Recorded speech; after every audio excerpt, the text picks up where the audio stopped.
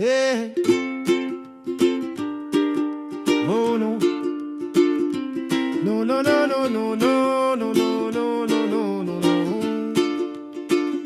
J'ai constaté aussi toutes les injustices qu'il y a sous le soleil.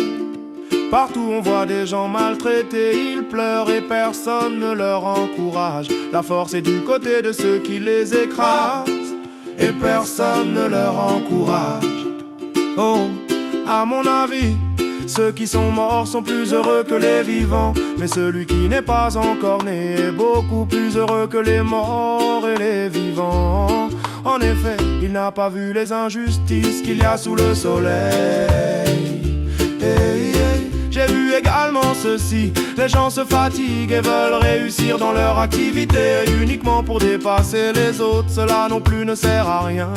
Autant courir après le vent. C'est vrai, le sot qui ne fait rien se laisse mourir de faim. Mais un peu de repos, creux d'une main, vaut mieux du demain. Pleine de travail, d'un travail qui est course après le vent.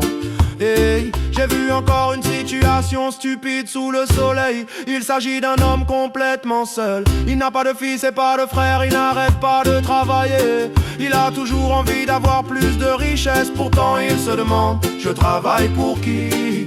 Je me prive de bonheur pour qui? Hey. Cela non plus n'a pas de sens. C'est une mauvaise façon de passer le temps. Deux hommes associés valent mieux qu'un seul à deux.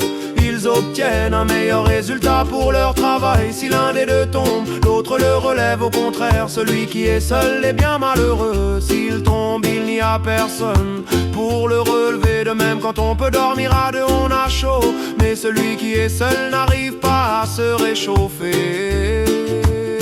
On peut attaquer facilement celui qui est seul, mais deux personnes peuvent résister. Une corde tressée de plusieurs fils ne casse pas facilement.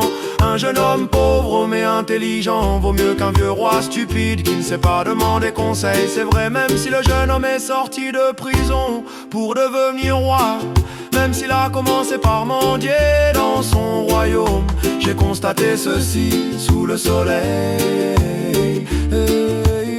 Tout le monde se met du côté du jeune homme qui va prendre le pouvoir à la place de l'ancien roi.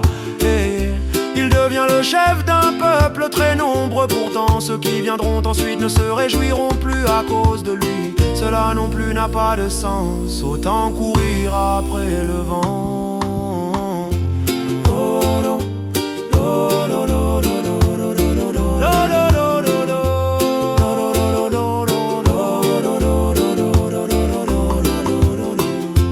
Attention à ce que tu fais quand tu vas à la maison de Dieu.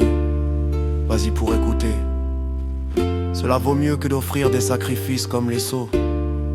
En effet, ils ne savent pas qu'ils agissent mal.